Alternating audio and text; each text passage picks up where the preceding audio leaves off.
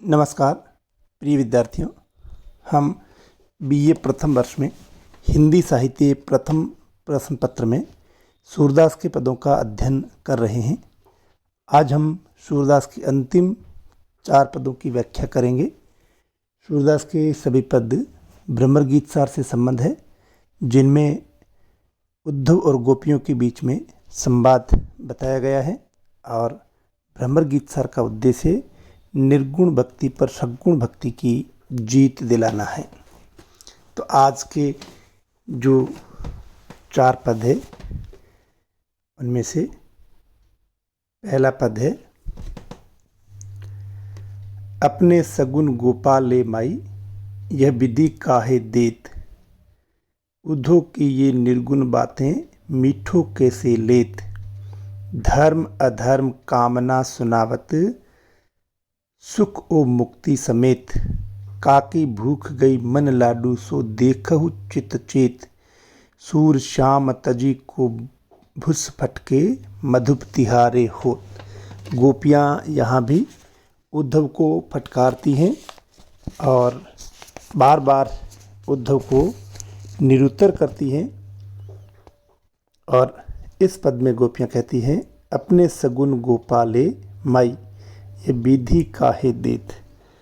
गोपियाँ उद्धव से कहती है कि हमारे तो एकमात्र सगुण श्री कृष्ण हैं और आप सगुण श्री कृष्ण को हमसे छीनना चाहते हैं और उसके बदले में आप अपना निर्गुण ज्ञान योग का संदेश देना चाहते हैं, जो कि हमारे लिए सही नहीं है। इसलिए गोपियाँ कहती है,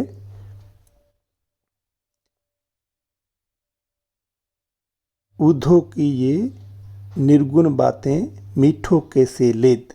अर्थात गोपियाँ कहती है कि उद्धव तुम्हारी जो निर्गुण बातें हैं, यानी तुम जो निर्गुण ज्ञान योग का संदेश दे रहे हो, निर्गुण ब्रह्म की बात कर रहे हो, वो एकदम नीरस है।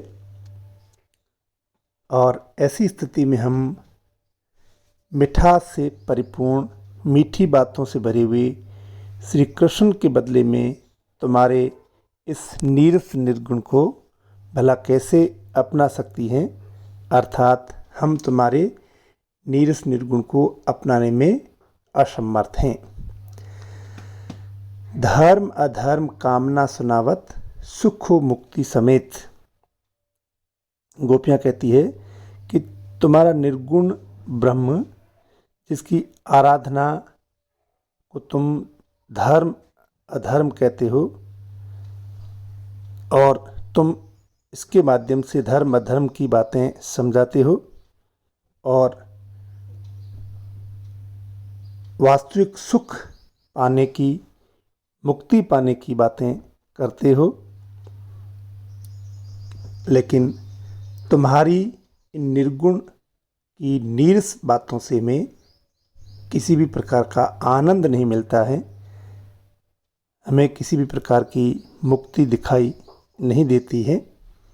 ऐसे में भला हम कैसे तुम्हारे निर्गुण को अपनाएं। काकी भूख गई मन लाडू सो देखो चित चेत। गोपियाँ कहती है कि क्या भला किसी की भूख मन के लड्डू खाने से मिटती है। अर्थात मन के लड्डू खाना तो एक कोरी कल्पना मात्र है, मन के लड्डू खाने से किसी की भूख नहीं मिट सकती।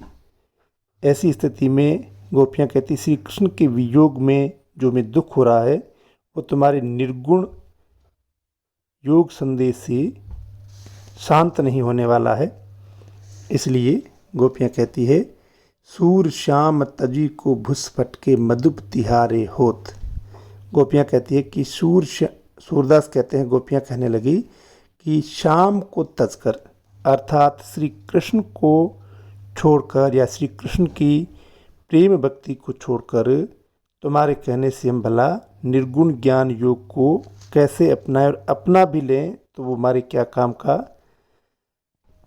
इस तरह से गोपियाँ कहती हैं, तुम्हारे बातों में आकर के अगर हम निर्गुण ज्ञान योग को अपनाने का प्रयास करें तो वो ऐसा ही होगा जैसे भूसी को पटक कर उसके कुछ सार निकालना, अर्थात ये सारा व्यर्थ है।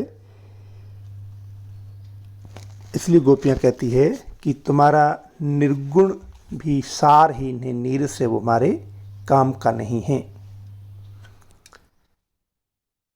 अगले पद में गोपियाँ कहती है, हमको हरि की कथा सुनाव, अपनी ज्ञान कथा हो ऊधो, मथुरा ही ले गाव, नागरी नारी भले बूझेगी, अपने वचन शुभाव, पा लागो इन बातनि रे अली, उन्हीं जाए रिझाव, सुनी प्रिय सखा श्याम सुंदर के, जो पे जीज सतिभाव, हरिमुख अति आरत इन नयननि, बारक बहुरी दिखाव, जो को कोटि जतन कर मधुकर, बिरहिन और सुहाव, सूरजदास मीन को जल बिन नाहिन और उपाव। इस तरह से गोपियाँ कहती है, हमको हरि की कथा सुनाओ। गोपियाँ कहती है, उद्धव हमें तो एकमात्र श्री कृष्ण के बारे में बताओ, हमें तुम्हारा निर्गुण ज्ञान योग का संदेश अच्छा नहीं लगता है।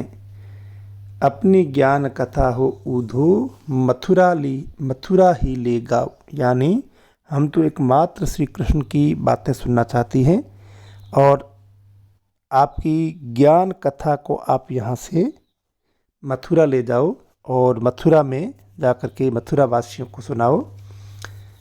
नागरी नारी भले बूझेगी, अपने वचन शुभाव। और ऐसी स्थिति में गोपियाँ कहती है कि तुम्हारी निर्गुण ज्ञान योग की बातें, निर्गुण ज्ञान योग का संदेश लेकर मथुरा जाओ, क्योंकि मथुरा की चतुर नारियां इसे अच्छी तरह से समझ पाएगी, तुम्हारी बात को अच्छी तरह से समझ सकेगी, इसलिए तुम उन्हें ही ये कथा जा कर के सुनाओ। पा लागो इन बातनि रे अली, उन्हीं जाए रिझाव। इसलिए गोपियाँ कहती है, हे उद्धव हम तुम्हारे पाँव पकड़ कर कहती है, इन बातों को तुम उन्हें जा कर के सुनाओ, उन्हें इन बातों से तुम रिझाओ। सुनी प्रिय सखा श्याम सुंदर के, जो पे जिए सतिभाव। गोपियाँ कहती है, सुनी प्रिय सखा श्याम सुंदर के, यानी श्री कृष्ण के सखा उद्धव, जो पे जी सतिभाव, तुम अच्छी तरह से जानते हो, यानी तुम हमारी सत्य भावनाओं को समझते हो। ऐसी स्थिति में तुम हमें निर्गुण ज्ञान योग का संदेश मत दो। हरिमुख अति आर्त इन नयननि, बारक बहुरी दिखाव। हमारी आँखें श्री कृष्ण का मुख देखने के लिए दुखी है, पीड़ित है, व्यथित है, इसलिए इन आँखों को तुम एक बार उनके दर्शन करवा दो। जो को कोटि जतन कर मधुकर, बिरहन और सुहाव। गोपियाँ कहती है, उद्धव कोई कितने ही उपाय कर ले, करोड़ों उपाय कर ले, परंतु हम बिरहणी गोपियों के लिए श्री कृष्ण के अलावा और कुछ भी उपाय नहीं और कुछ भी हमें अच्छा नहीं लगता है। इसलिए सूरदास कहते हैं कि गोपियाँ कहने लगी, सूरजदास मीन को जल बिन नाहिन और उपाय। गोपियाँ कहने लगी, मछलियाँ तभी जीवित रहती है जब उसमें पानी हो, बिना जल के मछलियाँ जीवित नहीं रह सकती। हमारी भी स्थिति उन मछलियों की तरह है, यानी बिना श्री कृष्ण के हम जीवित नहीं रह सकती। हम कृष्ण के दर्शनों की प्यासी है, उनके मिलन की प्यासी है। श्री कृष्ण के अलावा हमारे लिए जीवन निसार है। ऐसी स्थिति में गोपियाँ कहती है कि मैं उनके बिना रह नहीं सकती।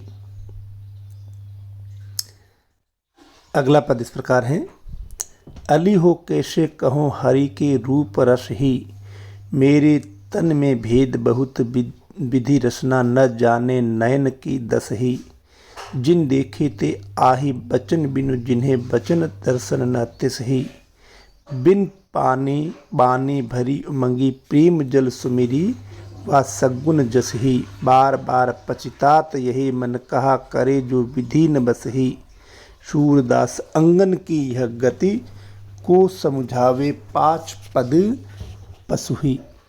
तो इस तरह से गोपियाँ कहती हैं, अली हो कैसे कहूँ हरि के रूप रस ही, हे भ्रमर उद्धव। हम कैसे कहें और किस प्रकार से कहें कि हम श्री कृष्ण के रूप रस में ही डूबी हुई है, उनके प्रेम में ही समर्पित हो चुकी हैं और हम हर हाल में कृष्ण के प्रेम रस में ही रहना चाहती हैं। मेरे तन में भेद बहुत विधि रसना, न जाने नयन की दस ही। हमारे मन में श्री कृष्ण के प्रति जो प्रेमानुभूति है या समर्पण भाव है, हमने जिन प्रेम की स्थितियों को अपनी आँखों से देखा है, उन्हें रसना के द्वारा व्यक्त नहीं किया जा सकता, अर्थात वाणी के द्वारा उन्हें प्रकट नहीं किया जा सकता। यानी जिस प्रेम को हमारी इन आँखों ने देखा है, उसे शब्दों में व्यक्त नहीं किया जा सकता। जिन देखे ते आही बचन बिनु, जिन्हें बचन दर्शन न तिस ही।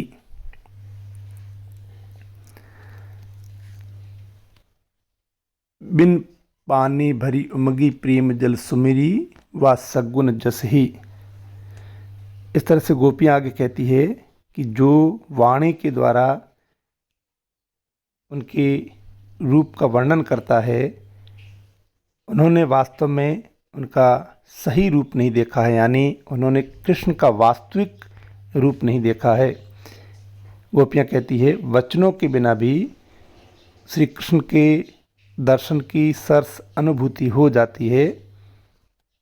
इसलिए गोपियाँ कहती है कि उनका रूप सौंदर्य अलौकिक है, शब्दों से परे हैं, वाणी से परे हैं। बिन बानी भरी उमगी, प्रेम जल सुमिरी व सगुन जस ही। आगे कहती है, बार बार पछतात यह मन, कहा करे जो विधि न बस ही।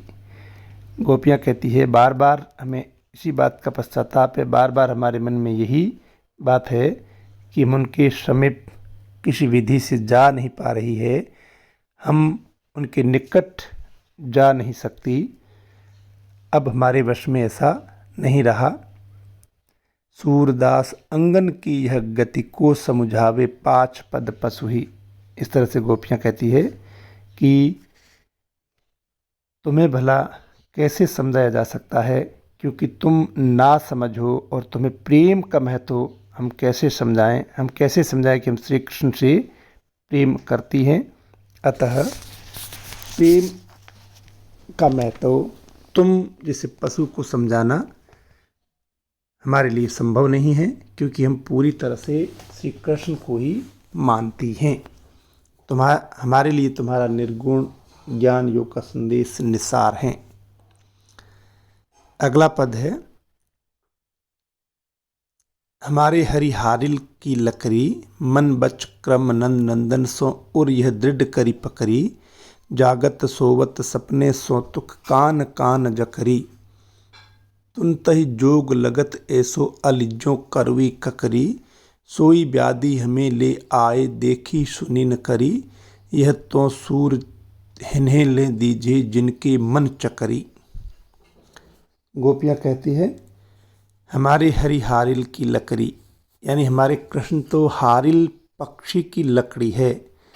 इस तरह से हारिल पक्षी लकड़ी को पंजों में जकड़ कर रखता है, उसके सहारे चलता है। तो गोपियाँ कहती है, हमारे जीवन का आधार, हमारा एकमात्र सहारा श्री कृष्ण हैं। तो इसमें रूपक अलंकार भी है, हारिल रूपी लकड़ी। मन बच क्रम नंद नंदन सो उर यह दृढ़ करी बकरी, हमने मन से, वचन से, कर्म से श्री कृष्ण को दृढ़ता के साथ हमने पकड़ लिया है, यानी उनको हृदय में स्थापित कर लिया है। हमारे हृदय में उनके लिए ही जगह है। जागत सोवत सपने सो तुक कान कान जकरी, हम सोते समय, जागते समय, सपने में भी हर समय कृष्ण कृष्ण की रट लगाए रहती है, क्योंकि हम उनके बिना जी नहीं सकती, उनके बिना रह नहीं सकती। तुन तहि जोग लगत ऐसो अली, जो करवी ककरी, तुम हमें जो योग का संदेश दे रहे हो हे उद्धव, हमें ऐसा लग रहा है जैसे वो कड़वी ककड़ी हो, क्योंकि तुम्हारा योग का संदेश कड़वी ककड़ी के समान है, क्योंकि हम पूरी तरह से कृष्ण भक्ति में, कृष्ण प्रेम में डूबी हुई हैं। सोई व्याधि हमें ले आए, देखी सुनी न करी। तुम हमारे लिए ऐसी व्याधि लेकर आए हैं, ऐसी बीमारी लेकर आए हैं जिसको हमने न देखा है न सुना है। यहाँ व्याधि से अर्थ है तुम्हारा निर्गुण ज्ञान योग का संदेश, जिसे हमने कभी न देखा है न सुना है। यह तो सूर इन्हें ले दीजिए जिनके मन चकरी। सूरदास कहते हैं कि ये तुम्हारा निर्गुण ज्ञान योग का संदेश उन्हें दीजिए जिनका मन भ्रमित है, जबकि हमारा मन पूरी तरह से समर्पित है श्री कृष्ण प्रेम में। हम पूरी तरह से कृष्ण के प्रेम में डूबी हुई है, रंगी हुई है, उनके रूप रस में निमग्न है। तो ऐसी स्थिति में हम एकमात्र श्री कृष्ण को ही चाहती है। तुम्हारा निर्गुण ज्ञान योग का संदेश हमारे लिए निसार है, हमारे काम का नहीं है। तो इस तरह से हमने सूरदास के पदों में भ्रमर गीत सार से संबंध उद्धव गोपियों की संवाद लिए। इसमें मुख्य रूप से हमारे पाठ्यक्रम में जो 30 पद संकलित है उनमें गोपियों के ही संवाद हैं। उद्धव संदेशवाहक बनकर के जब ब्रजभूमि आता है तो गोपियाँ भ्रमर को संबोधित करते हुए उद्धव को तरह तरह के प्रश्न करती है। उद्धव से उद्धव को निरुत्तर कर देती है, क्योंकि उद्धव जिस निर्गुण ज्ञान योग का संदेश देता है, गोपियाँ बार बार प्रश्न करती है और उद्धव कोई जवाब नहीं दे पाता है। तो इस तरह से सूरदास ने भ्रमर गीत सार में निर्गुण भक्ति पर सद्गुण भक्ति की जीत दिखाई है। तो इस तरह से आप व्याख्या से संबंधित परीक्षा में अगर प्रश्न पूछा जाता है तो ध्यान दें, सूरदास के पदों से संबंधित भी एक व्याख्या आएगी, विकल्प रूप में एक व्याख्या आएगी। एक कबीर और जायसी में से आप कोई एक व्याख्या तैयार करेंगे, तो एक तुलसीदास और सूरदास में से कोई व्याख्या तैयार करेंगे, और एक घनानंद और बिहारी में से। तो सूरदास के संबंध में व्याख्या जब करें तो विशेष रूप से ध्यान देना, किसी भी व्याख्या में 4 बिंदु होते हैं। एक आपका होता है संदर्भ, यानी ये व्याख्या कहाँ से ली गई है, तो आप संदर्भ में लिखेंगे पाठ्य पुस्तक मध्यकालीन कविता का पाठ में संकलित सूरदास के पदों से लिया गया है। प्रसंग, उसमें उद्धव गोपियों की भी संवाद है और गोपियाँ कहती है, क्योंकि प्राय जो हमारे पाठ्यक्रम में 30 पद इसमें गोपियों का ही है, गोपियाँ ही उद्धव को निरुत्तर करती है, गोपियों का ही संवाद मुख्य है। और फिर व्याख्या में जो पद है उसकी व्याख्या करेंगे, और विशेष में ये 2-3 बिंदु मुख्य रूप से लिखें कि सूरदास ने पद शैली में लिखा है और उन्होंने ठेठ ब्रज भाषा में लिखा है। उनकी भाषा मधुर है, सहज सरल है, और जहाँ तहाँ कहीं अलंकारों का प्रयोग हुआ है तो उसका भी उल्लेख करें। इस तरह से आप सही व्याख्या करके अच्छे अंक प्राप्त कर सकते हैं। धन्यवाद।